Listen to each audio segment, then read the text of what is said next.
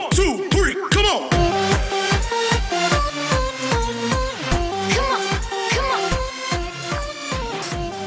Ya, Assalamualaikum warahmatullahi wabarakatuh. Waalaikumsalam Kami warahmatullahi dari wabarakatuh. kelompok 2 kesehatan mental, kami akan mempresentasikan tentang borderline personality disorder.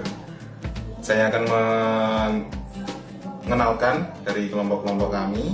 Yang pertama ada Nur Eni Laili, yang kedua ada Yuliana Nasution, yang ketiga ada Gaung Karisma, yang keempat Azriani Latifa, yang kelima Senitia Amalia, yang keenam saya sendiri Muhammad Harun Misbahul Munir, dan yang terakhir ada Mbak Afafzian.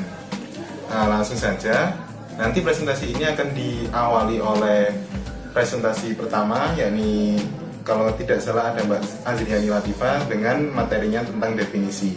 Nanti akan otomatis dilanjutkan ke pemateri-pemateri berikutnya. Baik, saya persilakan untuk Mbak Azriani untuk mengawali presentasinya. Selamat pagi teman-teman. Jadi kali ini kita akan membahas tentang borderline personality disorder. Nah, sebelum kita membahas ke materi yang lebih lanjut, kita lebih baik kenalan dulu deh apa itu borderline personality disorder atau BPD. Jadi, BPD atau gangguan kepribadian ambang adalah gangguan mental yang ditandai dengan suasana hati dan citra diri yang berubah-ubah serta perilaku yang impulsif. Nah, dalam DSM-5, kepribadian ambang didefinisikan sebagai suatu gangguan dengan kriteria ketidakstabilan dalam hubungan interpersonal, citra diri yang kabur, dan impulsivitas yang diawali pada masa dewasa, yaitu orang dengan perilaku yang terlalu dramatis, emosional, dan tidak menentu. Diagnosis ini baru bisa ditegakkan apabila orang tersebut telah berusia 18 tahun, berdasarkan data dari DSM-5. Kriteria BPD yang dimiliki oleh seseorang akan menurun dengan bertambahnya usia orang tersebut. Karena dengan bertambahnya usia, seseorang dengan BPD akan mulai memahami peristiwa-peristiwa yang menyebabkan ia menjadi BPD. Sehingga dia berusaha untuk menghindari peristiwa-peristiwa tersebut yang menyebabkan dirinya menjadi BPD. Nah, seseorang yang mengalami BPD memiliki cara pikir, cara pandang, serta perasaan yang berbeda dibanding dengan orang lain pada umumnya.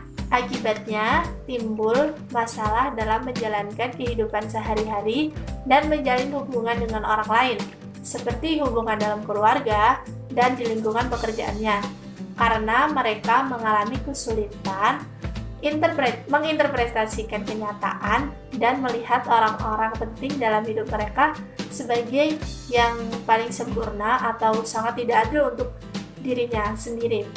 Nah, hal itu disebut dengan perasaan idealisasi dan devaluasi. Jadi, gangguan ini umumnya muncul pada periode menjelang usia dewasa dan ditandai dengan ciri-ciri perasaan idealisasi dan devaluasi dengan penanganan psikoterapi dan juga pemberian obat. Nah, penderita borderline personality disorder dapat membaik seiring dengan bertambahnya usia. Jadi, itu tadi pengertian dari borderline personality disorder. Untuk lebih lanjut tentang penyebab dan penanganannya akan disampaikan oleh anggota lain. Jadi, tolong untuk disimak ya. Terima kasih. Saya Senitia Amalia, NIM 143. Di sini saya akan memaparkan apa saja penyebab dan demografi dari gangguan kepribadian ambang. Yang pertama ada penyebabnya. Jadi sampai saat ini belum diketahui secara pasti apa itu penyebab dari gangguan kepribadian ambang. Nah, namun terdapat faktor-faktor yang diduga menjadi penyebab dari gangguan kepribadian ambang. Yang pertama ada faktor lingkungan. Jadi orang-orang yang mengidap gangguan kepribadian ambang ini diperkirakan semasa kecilnya memiliki riwayat pelecehan dan riwayat penyiksaan, baik itu verbal, fisik maupun seksual. Dan faktor yang kedua ada faktor genetika. Berdasarkan penelitian yang telah dilakukan, gangguan kepribadian ambang dapat diwariskan melalui keturunan atau genetika. Jadi apabila seorang ibu memiliki gangguan kepribadian ambang dan ibu tersebut semisal memiliki 3 orang anak, maka ketiga anak dari ibu tersebut dapat berpeluang untuk memiliki gangguan kepribadian ambang. Dan yang faktor ketiga adalah faktor kelainan otak. Orang-orang yang mengidap gangguan kepribadian ambang memiliki perubahan pada struktur dan fungsi otaknya. Perubahan yang terjadi ini biasanya perubahan pada bagian otak yang mengatur impuls dan emosi. Baik, perkenalkan nama saya Afaf Zian Alivia, NIM belakang saya 135. Oke, saya di sini akan menjelaskan tentang gejala dari BPD atau Borderline Personality Disorder. Gejala BPD ini sudah tercatat dalam DSM edisi keempat. Di dalam DSM 4 ini, gejala BPD itu dibagi menjadi 3 dimensi atau 3 pengelompokan. Yang pertama ada dimensi gejala efektif. Gejala efektif ini ditandai dengan adanya suasana hati yang tidak stabil atau kecemasan yang berubah secara intens. Tapi di dimensi ini itu lebih cenderung kepada perasaan kepada adanya semburan amarah. Dan faktor daripada amarah yang meletup-letup secara intens itu adalah adanya ketidakstabilan mood. Jadi kepada penderita BPD itu akan ada di mana saatnya dia itu merasa perasaan kosong yang kronis dan kemarahan yang intens dan tidak pantas atau kesulitan mengendalikan amarah. Terus yang kedua itu ada dimensi gejala impulsif. Gejala impulsif ini setidaknya ada di 2 bidang.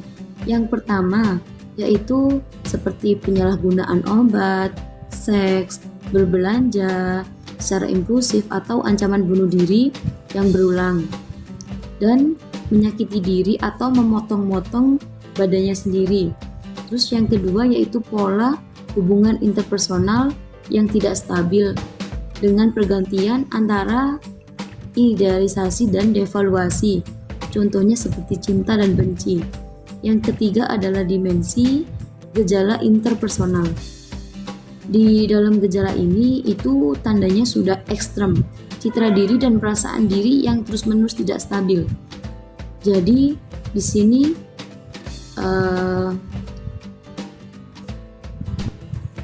dan upaya panik untuk menghindari pengabaian nyata atau yang dirasakan. Selain itu, ada kriteria kognitif untuk diagnosis yang mencakup paranoid terkait stres yang berlalu cukup cepat dan merasa terputus dari diri sendiri seolah-olah seseorang adalah pengamat dari tindakannya sendiri. Di dimensi ini juga dikatakan bahwasanya BPD itu hampir sama dengan bipolar, tapi tidak sama, karena jika di bipolar itu perubahan ketidakstabilan mood itu terjadi dalam rentan waktu 1 hari, 2 hari, atau berhari-hari. Tapi jika di BPD ini itu perubahan moodnya atau perubahan suasana hatinya itu terjadi sangat cepat, hampir itu setiap jam. Jadi pergantiannya jam 1 dia marah, 1 jam lagi dia bersedih, 2 jam lagi nanti dia menangis, 1 jam lagi dia seperti itu. Jadi perubahannya itu sudah bukan hari tapi per jam gitu perubahannya, dari yang awalnya dia tertawa, 1 jam lagi dia menangis, seperti itu. Jadi di dimensi yang terakhir ini itu adalah perubahan ekstrem dari yang dimensi-dimensi yang lainnya gitu. Cukup dari saya, presentasi akan dilanjutkan oleh teman saya. Lanjut untuk demografi dari gangguan kepribadian ambang.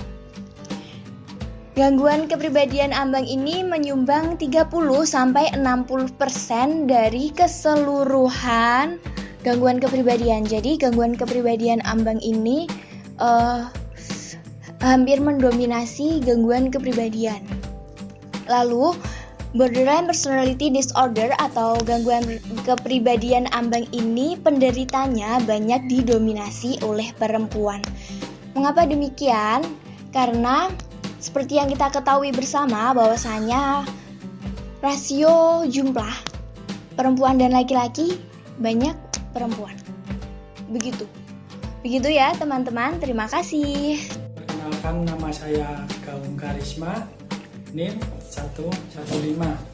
Ini saya akan menjelaskan soal diagnosis tentang gangguan ambang atau borderline personality disorder. Nah, di diagnosis ini awal kali muncul gangguan ambang ini itu muncul pada dewasa awal. Nah, sekitar umur berapa? Sekitar umur 18 tahun. Sebenarnya gangguan ini bisa muncul di masa remaja. Akan tetapi itu akan sulit untuk didiagnosis. Nah, langkah-langkah yang untuk mendiagnosis gangguan disorder atau gangguan borderline disorder ini adalah langkah pertama itu adalah kita lihat dulu apakah pasien memenuhi kriteria minimal 5 kriteria dari 9 kriteria yang ada di DSM-4, buku DSM-4. Kita lihat terlebih dahulu ya. Nah, jika sudah, ternyata dia sudah mencakup 5 kriteria, langkah selanjutnya untuk kita mendiagnosis itu adalah dengan mewawancarai pasien. Bisa mewawancarai pasien itu atau keluarga atau teman dekat. Nah, dengan syarat jika kita mewawancarai keluarga dan teman dekatnya, kita harus mendapatkan izin terlebih dahulu dari pasiennya. Baik, kepribadian ambang ini atau borderline personality disorder, kepribadian ini didefinisikan sebagai kepribadian dengan kriteria yang tidak stabil. Nah, contohnya dia itu terlalu dalam berperilaku itu ya terlalu dramatis, emosional, dan juga tidak menentu, seperti itu ya. Nah, salah satu contoh saja ya, dia terlalu dramatis, mungkin dalam hubungan atau percintaan ya, seandainya seorang wanita dan seorang laki-laki dan seorang perempuan yang menjalin hubungan, seorang wanitanya itu mengalami gangguan kepribadian ambang, dia itu akan memiliki perilaku yang dramatis, yaitu seperti contohnya dia selalu menanyakan ke pacarnya itu apakah dia itu mencintai dia atau tidak, seperti itu ya, seperti itulah. Dan saya ingatkan lagi, kepribadian ini itu muncul atau bisa didiagnosis dengan pasti itu umur 18 tahun. Jika sebelum umur 18 tahun itu akan sulit untuk didiagnosis, tapi tidak dengan kemungkinan kalau anak remaja itu telah mengalami gangguan kepribadian ambang. Ya, mungkin hanya itu yang bisa saya sampaikan. Mungkin akan materi selanjutnya disampaikan oleh teman saya. Terima kasih. Perkenalkan, saya Yuliana Nasution, NIM 105 dari kelas Psikologi Islam 5C. Pembahasan selanjutnya adalah tentang intervensi untuk borderline personality disorder atau di Indonesia disebut dengan orang dengan kepribadian ambang. Menurut DSM-4, kepribadian ambang ini muncul sejak mereka usia dewasa awal dan ditandai dengan adanya gangguan identitas, impulsif, perasaan kosong, dan juga adanya keinginan untuk bunuh diri. Kepribadian ambang ini jika tidak segera diintervensi akan membahayakan diri mereka dan juga orang lain yang ada di sekitarnya. Sebelum kita membahas lebih lanjut tentang intervensi ini, kita harus tahu dulu apa sih penyebab dari kepribadian ambang. Kenapa kita harus mengetahuinya terlebih dahulu? Karena agar si terapis bisa menentukan intervensi yang cocok untuk kliennya. Penyebab yang pertama, menurut Kusuma Wardani, ia menjelaskan bahwa kepribadian ambang ini disebabkan oleh adanya gangguan pada otak, yaitu di prefrontal cortex, di mana neurotransmitter, genetik, dan juga neodokrin. Nah, disinilah penyebab seseorang mengalami kepribadian ambang. Penyebab yang kedua disampaikan oleh Kemberg. Dia menyatakan bahwa kepribadian ambang ini sangat terkait dengan kegagalan si anak di masa praodipal, di mana si anak ini harus mensintesakan antara citra dirinya dengan citra orang lain. Kegagalan ini disebabkan karena si anak ini memiliki hubungan yang tidak baik atau tidak dekat dengan orang tuanya. Penyebab yang ketiga sebenarnya hampir sama dengan yang dikemukakan oleh Kemberg tadi. Margaret Mehler menyatakan bahwa kepribadian ambang ini sangat terkait dengan figur seorang ibu di masa kanak-kanak, di mana si anak ini mengalami kesulitan atau kegagalan dalam memisahkan dirinya dengan objek lekatnya, yaitu ibunya. Nah, dari kegagalan inilah awal si anak mengalami kepribadian ambang. Kemudian penyebab yang terakhir dilihat dari perspektif keluarga. Nevitt mengatakan bahwa kepribadian ambang sangat dipengaruhi oleh hubungan si anak di dalam keluarga. Biasanya si anak ini mengenang orang tuanya sebagai orang yang paling mengontrol dirinya, namun tidak peduli dengan permasalahannya. Dari beberapa penyebab yang telah saya sampaikan, maka muncullah beberapa terapi atau terbentuklah beberapa intervensi. Intervensi ini didasari oleh beberapa teori, yaitu medis, psikoanalisa, dan juga perilaku atau behavior. Intervensi yang pertama adalah farmakologi. Intervensi ini menggunakan obat, di mana dasar pemikirannya bahwa orang dengan kepribadian ambang ini memiliki profil neurobiologi yang unik. Sesuai dengan pernyataan dari Kusuma Wardani tadi, orang kepribadian ambang itu memiliki masalah di bagian otaknya, di mana mereka kesulitan untuk mengambil keputusan dan juga impulsivnya. Obat yang cocok untuk kepribadian ambang ini adalah SSRI, yaitu Selective Serotonin Reuptake Inhibitor. Obat ini mampu atau sudah terbukti mampu mengurangi perilaku agresif berupa verbal dan juga mengurangi suara afektif. Kemudian intervensi yang kedua adalah EMDR. EMDR ini menggunakan pendekatan neurobiologi. Terapi ini sangat efektif digunakan untuk menghilangkan penyebab dari kepribadian ambang ini, seperti perasaan diabaikan atau trauma pada masa kanak-kanak.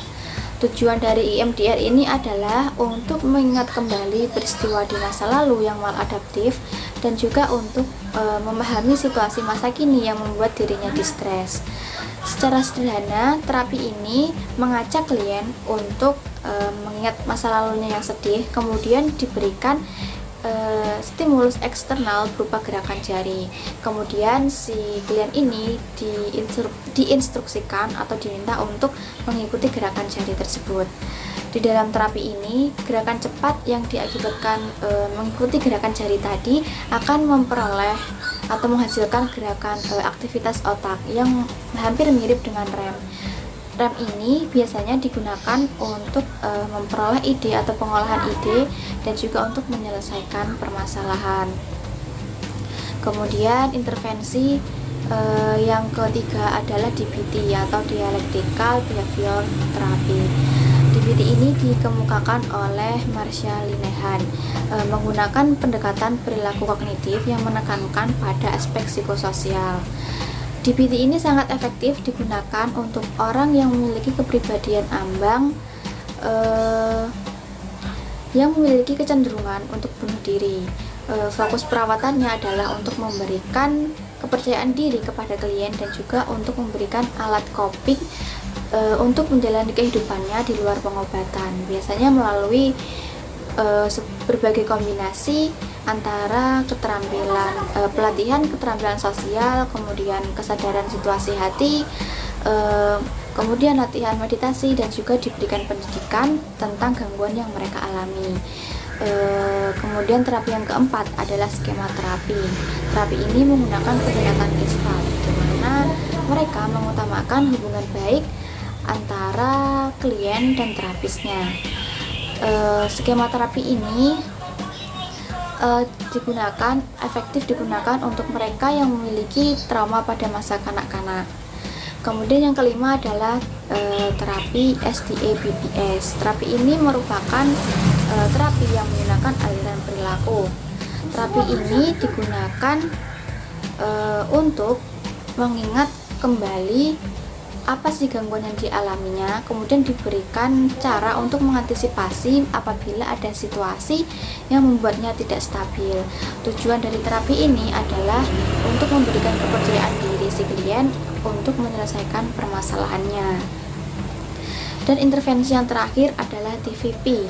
TVP ini adalah terapi andalan, di mana tapi bukan berarti merupakan terapi yang terbaik, tapi banyak digunakan oleh para ahli. Terapi ini menggunakan pendekatan psikodinamik. TVP ini adalah terapi yang diajukan oleh Gamberg dengan tujuannya untuk membuat hal-hal yang berada di bawah sadarnya itu bisa disadari, kemudian untuk meningkatkan toleransi terhadap dirinya dan juga menunda munculnya tindakan impulsif. TVP ini juga meningkatkan atau mengembangkan fungsi refleks mereka. Tahapan dari TVP yang pertama adalah interpretasi tentang duduk permasalahan mereka, kemudian klarifikasi, dilanjutkan dengan konfrontasi, kemudian elaborasi, dan yang terakhir adalah empati dari si terapis ini. Sebenarnya orang dengan kepribadian ambang ini memiliki gangguan pada emosinya, kemudian kognisinya, interpersonal, dan juga impulsif mereka, sehingga mereka itu membutuhkan terapi yang menyeluruh. Sebenarnya terapi menyeluruh pun belum cukup. Si terapis juga memerlukan kerjasama dengan bidang lain. Misalnya si A ini mengalami gangguan kepribadian ambang. Kemudian si A ini sudah mendapatkan terapi obat dari psikiatri atau farmakologi. Namun si A ini juga perlu melakukan terapi perilaku yang biasanya dilakukan oleh psikoterapis, kemudian psikolog ataupun juga konselor. Dilihat dari penyebabnya, sebenarnya kepribadian ambang ini tidak hanya dipengaruhi oleh trauma masa kanak-kanak, tapi juga dipengaruhi oleh bagaimana si klien ini menyelesaikan permasalahannya atau menghadapi permasalahannya di masa sekarang, dan juga karena adanya gangguan pada fungsi otak mereka, sehingga pengobatannya pun mencakup beberapa wilayah seperti wilayah medis, psikoanalisa, dan juga terapi perilaku. Dengan demikian, terapis perlu melakukan terapi yang holistik.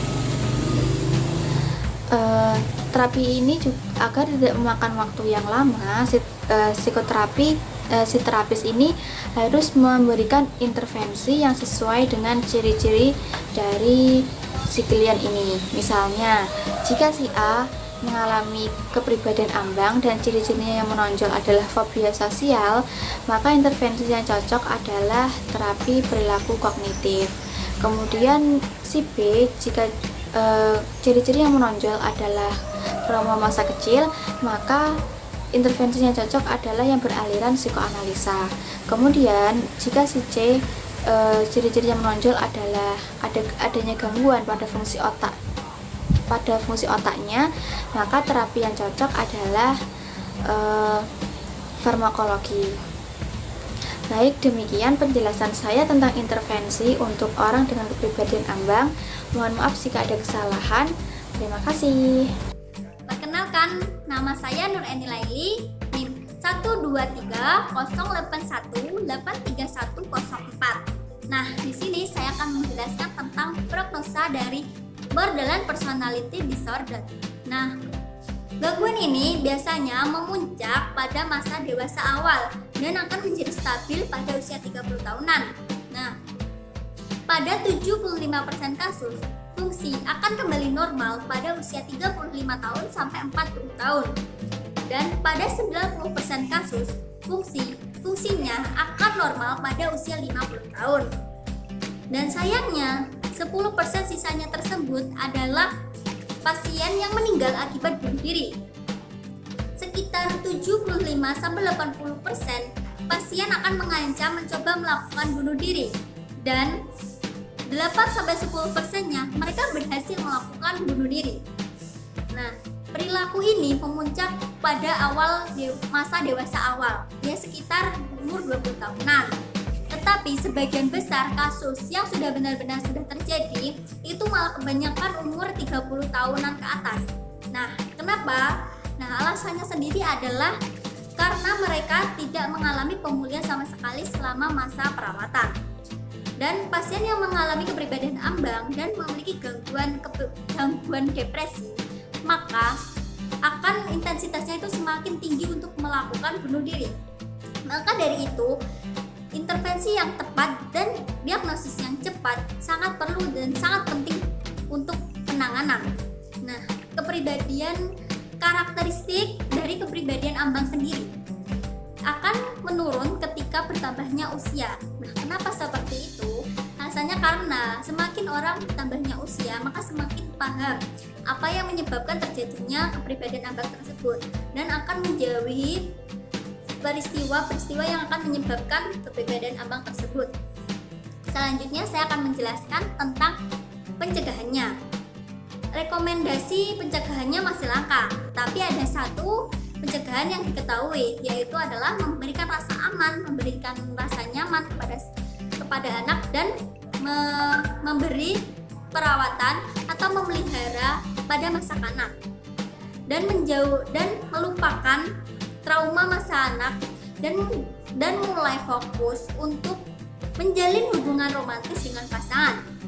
Seseorang yang memiliki hubungan kelekatan dengan teman dekatnya akan belajar untuk menahan emosinya dengan lingkungan sosialnya, dan dia akan merasa nyaman dan dia akan merasa aman. Nah, dari itu, seseorang yang memiliki hubungan kelekatan atau hubungan romantis di masa dewasa dengan pasangannya akan sangat baik untuk mencegah terjadinya gangguan kepribadian tersebut. Baik, terima kasih. Di sini saya akan melanjutkan menjelaskan tentang studi kasus yang sudah dicantumkan pada makalah kelompok kami. Studi kasus yang kami usung itu ada dari seorang artis kalau tidak salah, namanya Mbak Anya Geraldine. Saya juga tidak begitu mengenal beliau. Mbak Anya itu menyatakan pada sebuah podcast, kalau tidak salah di situ podcast, dia menyatakan bahwa dirinya mengalami yang namanya beliau sudah menyatakan bahwasanya dia terkena kepribadian ambang atau borderline personality disorder. Dia mengatakan bahwa itu sudah berlangsung sejak lama dengan beberapa gejala. Dia menyatakan kalau dia sering menanyakan kepada pacarnya menanyakan tentang apakah kamu itu sayang kepada aku, apakah kamu cinta kepada aku, dengan dorongan, dengan maksud bahwa Mbak Anya itu takut kalau pacarnya meninggalkan dirinya. Nah, di sini dari gejala yang dialami oleh Mbak Anya itu ada sangkut pautnya tentang dari gejala borderline personality disorder. Disinggung di makalah kami di atas ada gejala meliputi 3 aspek. Ada yang pertama ada afeksi, yang kedua ada impuls, yang ketiga ada interpersonal. Yang pertama dari aspek afeksi, Mbak Anya itu memiliki pikiran atau afeksi, perasaan dia itu takut kalau siapa si pacarnya itu meninggalkan dirinya. Nah, perasaan ini dia itu tidak berlangsung panjang, dia berlangsung pendek, akan tetapi intens, berulang-ulang dilakukan seperti itu. Lalu yang kedua ada dorongan. Nah, Mbak Anya dia mempunyai dorongan untuk menanyakan kepada si pacarnya kalau dia itu meninggalkan Mbak Anya. Dan yang ketiga itu kan aspeknya ada interpersonal. Nah, lagi-lagi tentang perasaan yang takut tadi, dia perasaan takut untuk ditinggalkan oleh sang pacar. Lalu beranjak dari gejala ini, dari kasusnya Mbak Anya menyatakan bahwasanya dia itu pernah bertemu dengan psikolog, akan tetapi tidak ingin untuk mengikuti terapi yang dilakukan oleh psikolog. Dia lebih memilih untuk menterapi dirinya sendiri. Nah, di penjelasan Mbak Anya itu sama, hampir mirip dengan cara penanganan dari seorang yang terkena BPD tersebut. Ada dijelaskan di bagian kelompok kami, itu treatmentnya ada di nomor 5, saya lupa namanya, tapi singkatannya EPPS atau apa itu, tentang kognitif intinya. Jadi mengajak seorang pasien, dalam hal ini Mbak Anya sendiri sudah mempunyai pikiran yang baik. Dia itu bukan gitu ya, istilahnya mengantisipasi bagaimana kalau dari gejala-gejala dari BPD ini jika kambuh lagi, itu dia harus bagaimana, dia sudah tahu. Nah, itu salah satu treatment dari BPD. Ya, mungkin sekian presentasi dari kami. Kurang lebihnya mohon maaf. Kami dari segenap kelompok 2 mengucapkan mohon maaf yang sebesar-besarnya. Assalamualaikum warahmatullahi wabarakatuh. Waalaikumsalam. Dadah untuk semuanya.